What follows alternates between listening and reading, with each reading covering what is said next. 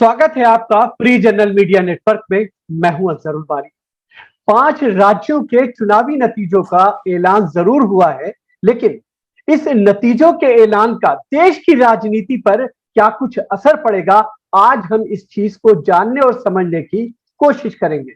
ये जानने की कोशिश करेंगे कि आखिर इतना सब कुछ मजबूत और दमदार तरीके से कांग्रेस लेड ये नेतृत्व वाली जो लेफ्ट गठबंधन था, उसने बम्पर तरीके से जो है कैंपेन किया, तमाम चीजें सब कुछ बेहतर तरीके से चलाई। बावजूद इसके बमुश्किल तमाम एक सीट उसके खाते में आती है। नरेंद्र मोदी और अमित शाह की जो एक जोड़ी है, जिसे अमित शाह को बीजेपी में एक तरह से चाणक्य के तौर पे देखा जाता है, वो चाणक्य आखिर दीदी के सामने क्यों नाकाम हो गया, ये भी हम जानने की कोशिश करेंगे। साथ ही साथ हम ये भी समझने की कोशिश करेंगे कि आखिर आने वाले समय में ये जो 5 राज्यों के चुनावी नतीजे आए हैं, इसकी देश की राजनीति पर किस तरह का असर पड़ेगा, किस तरह की गुटबंदी होगी और किस तरह की सियासत देश की आगे बढ़ेगी। इन तमाम चीजों को समझने के लिए आज हमारे साथ खास मेहमान हरिकेश बहादुर जी, जो कि पूर्व सांसद है, कांग्रेस के बहुत ही वरिष्ठ नेता हैं, वो हमारे साथ जुड़े हुए हैं। आज हम उनसे इस तमाम मुद्दों पर बातचीत करने की और समझने की कोशिश करेंगे। हरिकेश जी, आपका बहुत बहुत स्वागत है। हरिकेश जी, सबसे पहले हम आपसे यही जानना चाहेंगे कि जाहिर है कि 5 राज्यों के नतीजे आ चुके हैं। मुख्यमंत्री ममता बनर्जी अब शपथ लेकर के जो है ये कहा जा सकता है कि तीसरी बार सीएम पद की शपथ ले चुकी है और उन्होंने उसी तरह से अपने तेवर दिखाना शुरू कर दिया है। एडीजी और डीजीपी को जो है फौरन ही उन्होंने चेंज कर दिया है। इसके अलावा चुनावी नतीजों के बाद बंगाल में जिस तरह की हिंसा देखने को मिली है, आप उसे किस तरह से देख रहे हैं?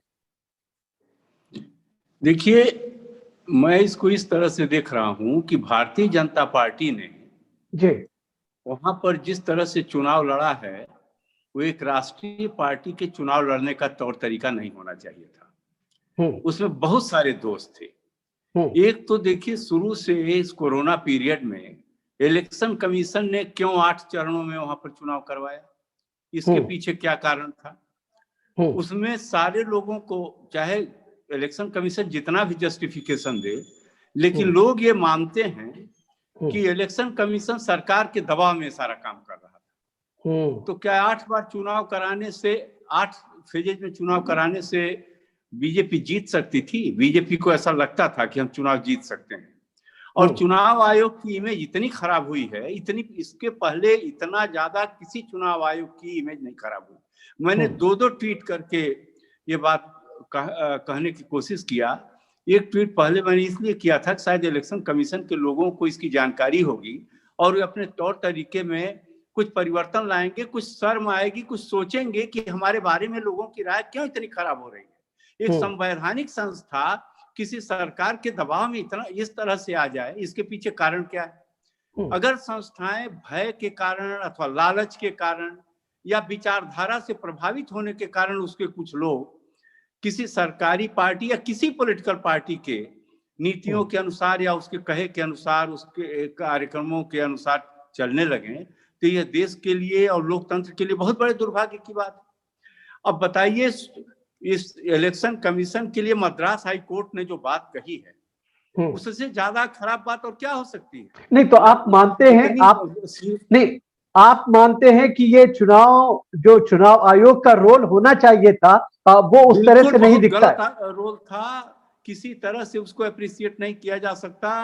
आज ये भाग करके गए हुए हैं सुप्रीम कोर्ट में उस टिप्पणी को हटाने के लिए जो मद्रास हाई कोर्ट ने किया है। उसको हटना तो नहीं चाहिए, उसे सुप्रीम कोर्ट का अपना डिस्कशन है, वो क्या करेगा मैं नहीं जानता, लेकिन बहुत सही बात कहा। सबको अच्छा लगा कि कम से कम किसी हाई कोर्ट ने इतने कड़े शब्दों में कहा। तो कलकत्ता हाई कोर्ट ने इसी तरह से इसको फटकार लगाई, लेकिन बेशर्मी की इंतहा है। सबके कहने के बावजूद, सारी पॉलिटिकल पार्टीज के कहने के बावजूद, तमाम उच्च न्यायालयों के कहने के बावजूद हाई कोर्ट वही करता रहा जिसको कि नहीं करना चाहिए था कोरोना पीरियड में। और बाद में जब ममता बनर्जी वगैरह ने कहा कि जो तमाम फेजेज के चुनाव बचे हुए हैं, उन चुनावों को इकट्ठे करा दिया जाए, उसको एक साथ करा दिया जाए, नहीं की। और सबसे बड़ी बात ये देखी कि देश के प्रधानमंत्री और गृह मंत्री जो कि एक तरह से जो उदाहरण पेश करते हैं, जो आदर्श करते हैं, वो दूसरों के लिए अनुकरणीय बन जाता है। ये लोग बिना मास्क लगाए भाषण कर रहे थे और प्रधानमंत्री जो बार बार छोटी छोटी मीटिंग्स में मास्क लगा करके आते हैं और ये बार बार ये संदेश भी देते हैं कि मास्क लगाओ और 2 गज की दूरी मेंटेन करो, वहां पर किसी मीटिंग में उन्होंने एक लोगों से नहीं कहा कि आप लोग मास्क लगा करके आइए। इसका कितना गलत संदेश गया। आप देश के प्रधानमंत्री हैं, आपके आचरण का लोग अनुकरण करते हैं। ये लोग तमाम धर्म, संस्कृति और दुनिया भर की बातें करने वाली पार्टी के सदस्य हैं। गीता का एक श्लोक है, यद्यदाचरति श्रेष्ठस्तत् देवेतरो जनः स यत् प्रमाणम कुरुते लोकस्तदनु वर्तते। समाज में श्रेष्ठ लोग जैसा आचरण करते हैं, दूसरे लोग भी वैसा ही आचरण करते हैं। जो वह प्रमाण कर देते हैं, सारा मनुष्य समुदाय उसे करने लग जाता है। ये लोग यही प्रमाण कर रहे थे, यही प्रमाण दे रहे थे, यही काम कर रहे थे। होम मिनिस्टर को तो लगता ही नहीं था कि कोरोना है। बिना मास्क लगाए एक बड़ी भीड़ लेकर के रोड शो कर रहे हैं, कहीं कुछ कर रहे हैं।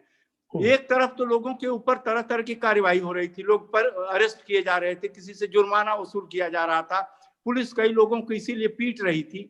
आखिर वो पुलिस इन्हीं लोगों के अंडर में तो काम करती है जो दूसरों को पीट रही थी और उनसे जुर्माना वसूल कर रही थी। ये क्या कर रहे थे, ये ऐसा क्यों कर रहे थे, इनको क्या सजा मिलनी चाहिए, या ये लोग क्या अपने आप को सजा देंगे, इसके लिए तैयार हैं, अपनी कुर्सी छोड़ेंगे?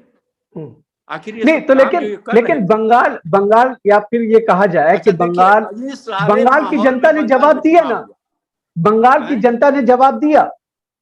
हाँ, बंगाल की जनता ने पूरा ही जवाब दे दिया। प्रधानमंत्री का भाषण दीदी ओ दीदी, लगता ही नहीं था देश के। आप तुलना अपनी करेंगे जवाहरलाल नेहरू से, इंदिरा गांधी से, अटल बिहारी वाजपेयी से, नरसिम्हा राव से, मोरारजी देसाई से, और काम आपका ये रहेगा, दीदी ओ दीदी। ये कोई भाषण था? तमाशा हो रहा था, लगे नहीं रहा था कि प्रधानमंत्री बोल रहे हैं। प्रधानमंत्री का भाषण बहुत ग्रेसफुल होना चाहिए।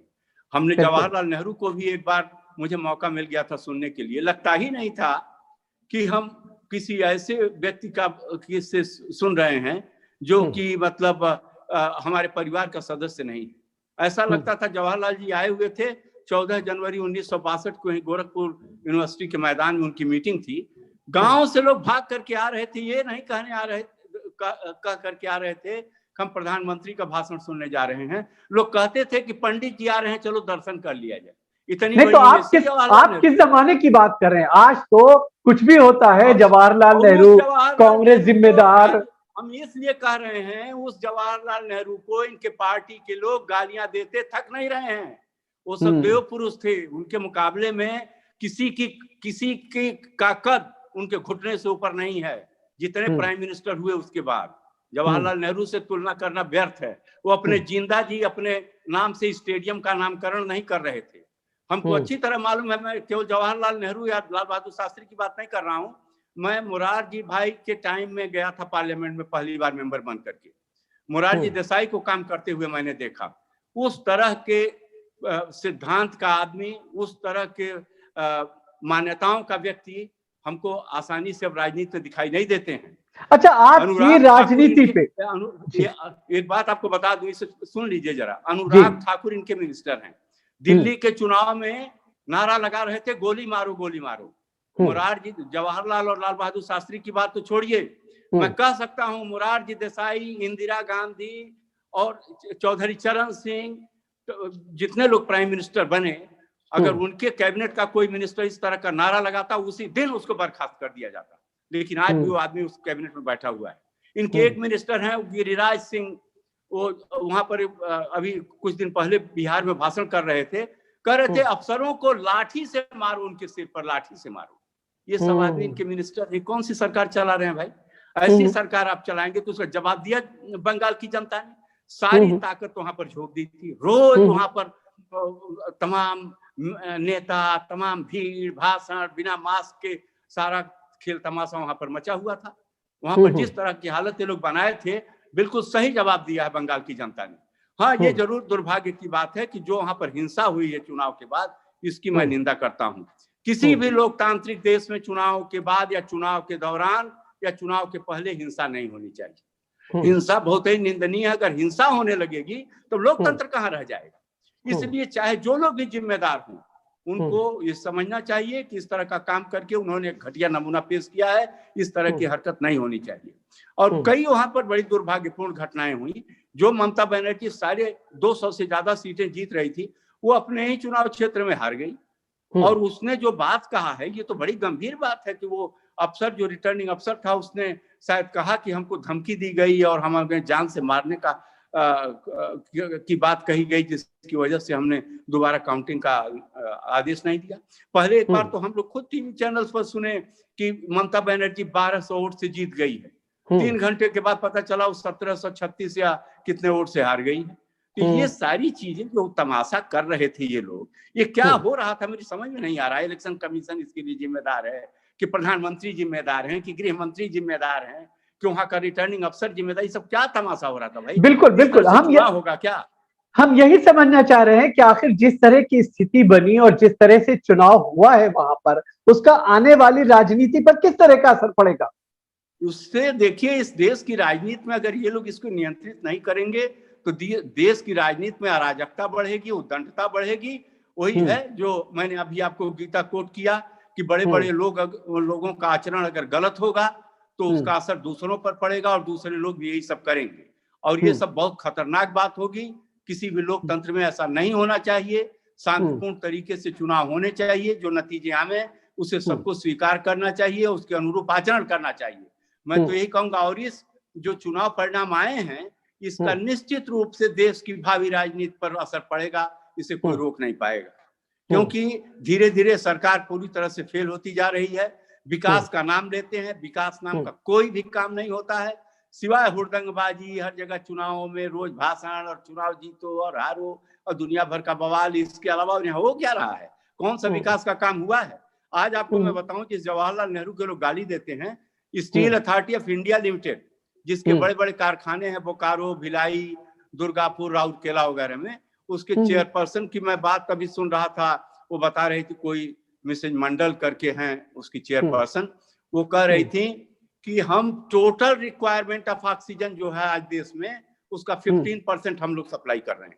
यानी सेल अकेले 15% सप्लाई कर रहा है। ये जवाहरलाल नेहरू के ही बनाए हुए सारे ऑर्गेनाइजेशन हैं। सारी चीजें तो खड़ा किया हुआ उनका है। IIT उन्होंने खड़ा किया, IIM उन्होंने खड़ा किया, एटॉमिक एनर्जी कमीशन उन्होंने बनाया, भाभा एटॉमिक रिसर्च सेंटर उन्होंने बनाया, होमी जहांगीर भाभा को ला करके।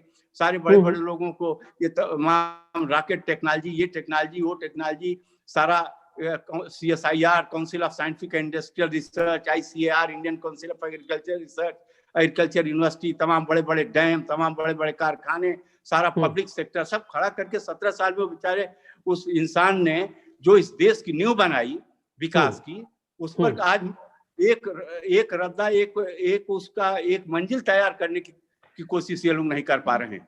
और उसी बड़ी बिल्डिंग के सहारे आज। अच्छा, एक बड़ी दिलचस्प बात ये देखने को मिली जब चुनावी नतीजे आ गए और बम्पर जीत पश्चिम बंगाल में TMC को मिल गई, उसके बाद जो है तमाम जो विपक्ष था, एक तरफ से चाहे वो अरविंद केजरीवाल हो, अखिलेश यादव हो, उमर अब्दुल्ला साहब हो, MK स्टालिन साहब हो, तो ये तमाम के तमाम जो नेता हैं वो ममता बनर्जी को बधाई देते हुए नजर आए। ये किस तरह का संकेत है? देखिए, सभी लोग यह महसूस कर रहे हैं कि देश की जो केंद्रीय राजनीति है उसमें परिवर्तन जरूरी है और विपक्ष की एकता जरूरी है, क्योंकि भारतीय जनता पार्टी एक ऐसा संगठन है जो कि एक अपना एक बहुत बड़ा आधार तैयार किए हुए है। संगठन का आधार, जनता में आधार कितना है वो तो चुनाव से पता चलेगा, लेकिन संगठन का एक बड़ा भारी ढांचा इन्होंने खड़ा किया है। और ये संगठन में कुछ ऐसे लोग भी मिलते हैं जो उनके बारे में मैं कह सकता हूं कि वो अपना दिमाग ज्यादा नहीं लगाते हैं सोचने समझने के लिए, वो केवल आदेशों का पालन करते हैं।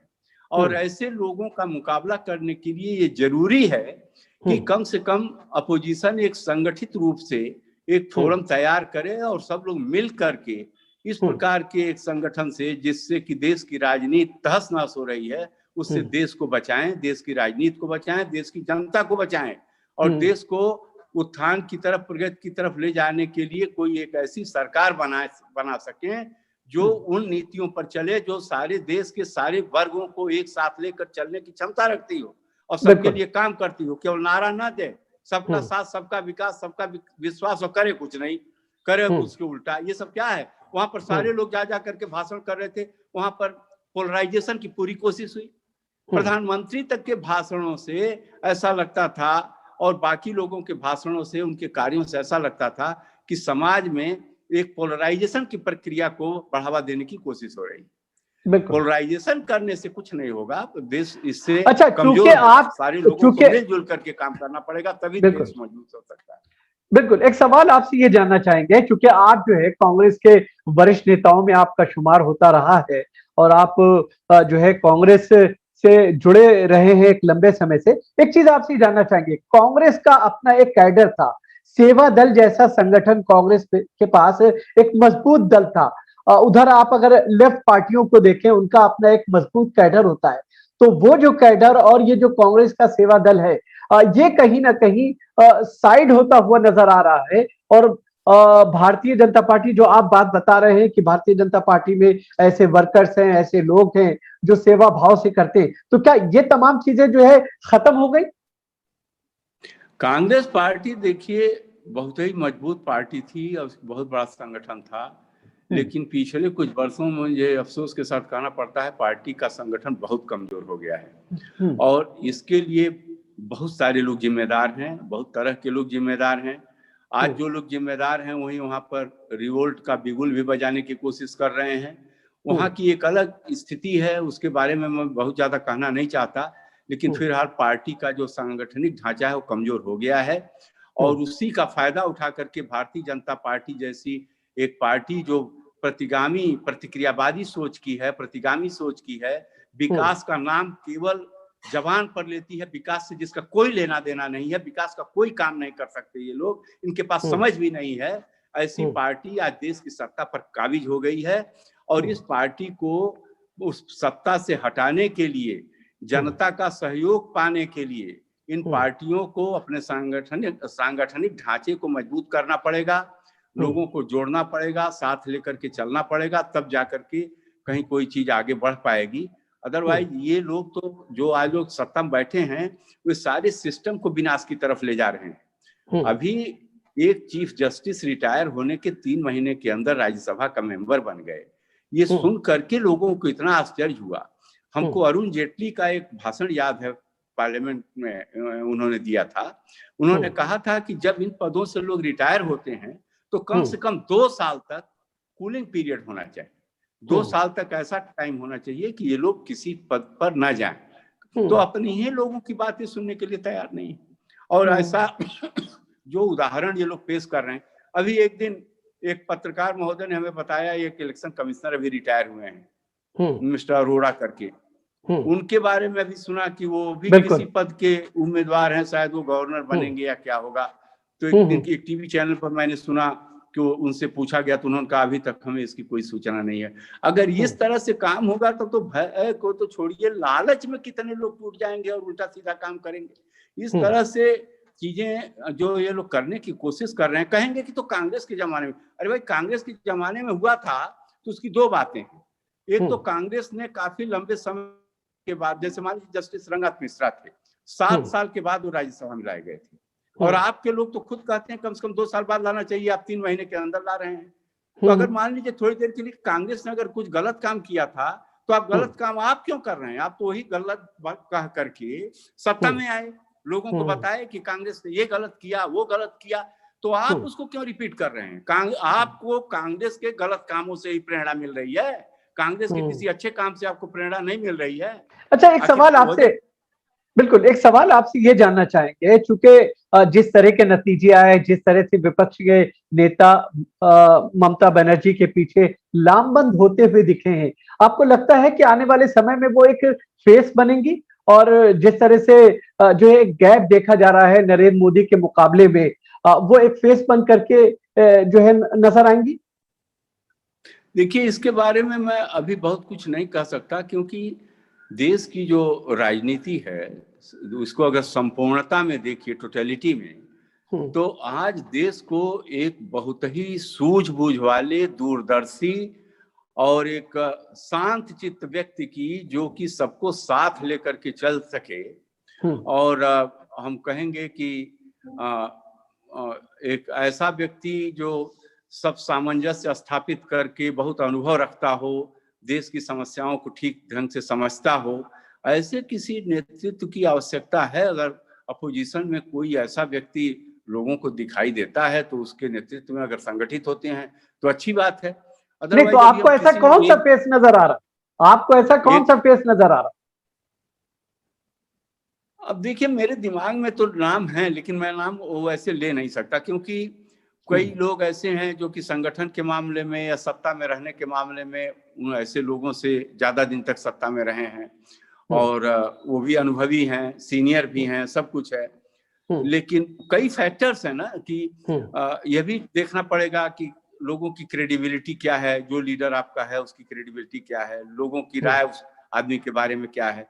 क्योंकि आपको जिस पार्टी से लड़ना है, जिसे भारतीय जनता पार्टी कहते हैं, ये आपको 1 घंटे के अंदर देश के अंदर बदनाम करने की क्षमता रखती है। इसका सोशल मीडिया पर इतना बड़ा नेटवर्क क्रिएट हो गया है, और मीडिया का एक बहुत बड़ा हिस्सा जिस तरह से उसके साथ आकर के जुड़ गया है, उससे उसका फायदा उठा करके भारतीय जनता पार्टी किसी को भी बहुत थोड़े समय में बदनाम करने की क्षमता रखती है। इसलिए मैं कहूंगा कि लोगों को बहुत सोच समझ करके अपना नेता चुनना पड़ेगा, और जब तक लोग संगठित होकर के, इकट्ठा होकर के चुनाव के मैदान में नहीं उतरेंगे तो बहुत आसान नहीं होगा सफलता हासिल नहीं, क्योंकि टीएमसी की तरफ से एक तरह से प्रोजेक्ट किया जा रहा है कि ममता बनर्जी वो नेता है, वो निडर, वो जुझारू नेता है जो बीजेपी की रणनीति को देखते हुए उस तरह से मात दे रही है। अंजारू साहब, ये सभी बाकी दलों के नेताओं के ऊपर निर्भर करेगा कि वो क्या सोचते हैं, कैसे सोचते हैं। मैं अभी किसी से मेरी बात हुई नहीं है, इसलिए मैं कुछ कह नहीं सकता। ममता बनर्जी निश्चित रूप से एक बहुत ही क्रांतिकारी और एक मतलब जुझारू नेता के रूप में उभरी हैं, और 15 साल से 10 साल चीफ मिनिस्टर रह चुकी हैं। 5 साल का उन्हें जनता ने वहां पर फिर से टाइम दिया काम करने के लिए, तो निश्चित रूप से वहां की जनता उनसे प्रभावित है, तभी उसने उनको ये मौका दिया है। तो उनका भी नेतृत्व लोगों के सामने है।